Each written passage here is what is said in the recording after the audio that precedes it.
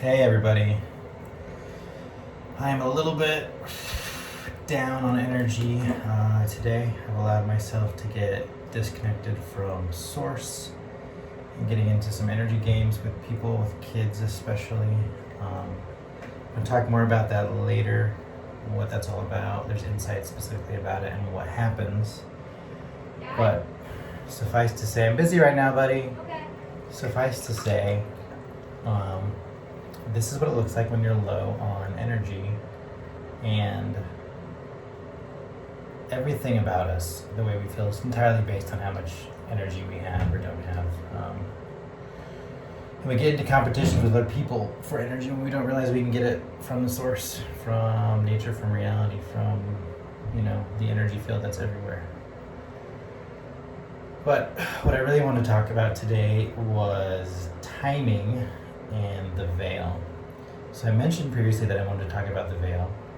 And the interesting thing was that at that time, I didn't have a complete picture of what I wanted to talk about. So I ended up talking about a couple other things. Even though the seed of the idea about talking about the veil had come up, the processing of it had not completed within me. Like I didn't have full information about it to share. And so the timing wasn't right, and therefore other things happened. And so this has happened a lot in my life where I'll have an idea about something, but it's farther out there. It might be way, way farther out there, or just a couple days farther out there. But this will happen sometimes where you'll get a hint about something that's coming.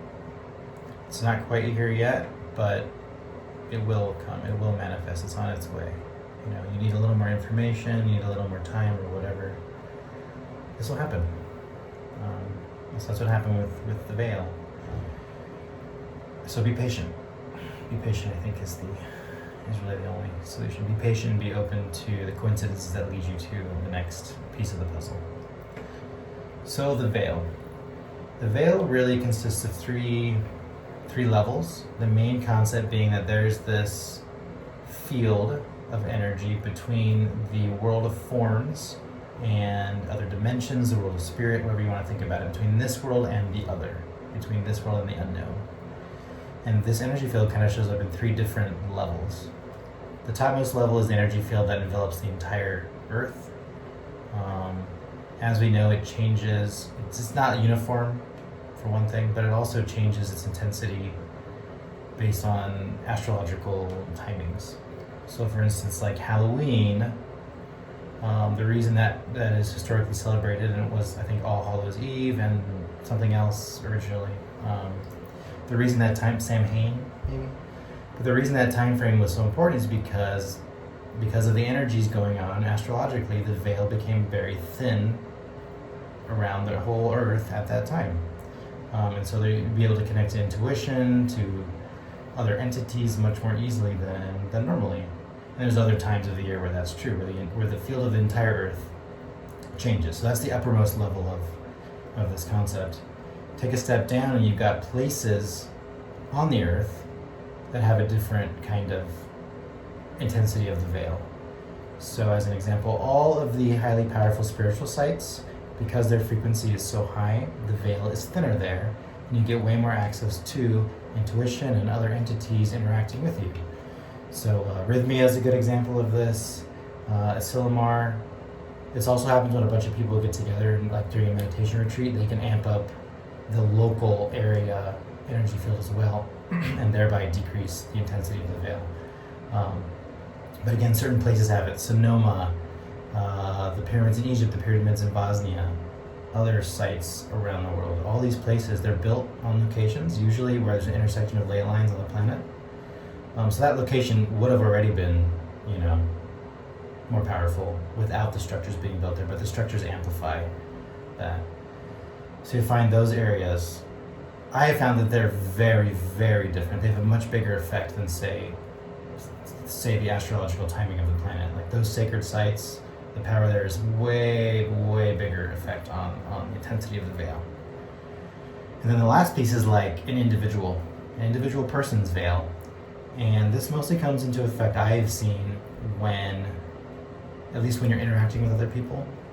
when you're trying to share some insight or truth with them and it just goes over their head or they just zone out, like they just can't get it.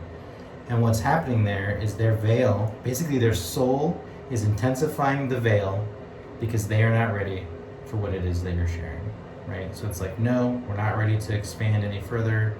We need to still incubate in unconsciousness perhaps, or still process what we've just gone through, but they're just not ready for more information, more expansion at that time. And their higher guidance or their soul will say, hey, no, we're going to intensify the veil around this person so they can't really take in what you're saying.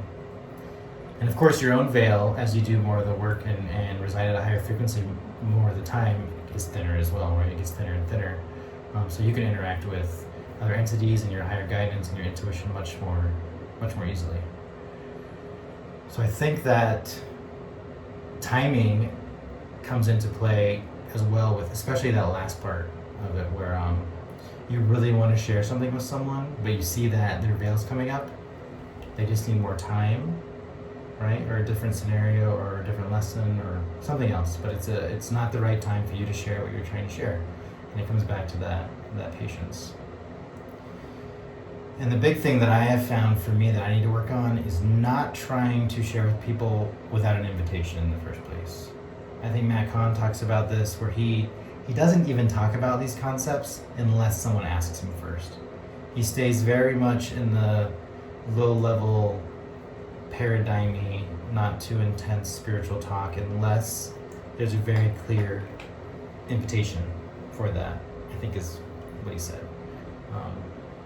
For me, I'm finding that the people that I am brought together with, coincidentally, are open to the message I feel that I should share. Like, that's why we're together, to share a message. And the Celestine prophecy also talks about that. So I'll have to get back to the insights later, but timing and the veil, those are the overall concepts. I need to do some more connecting to the energy and refilling myself. But you know, it happens.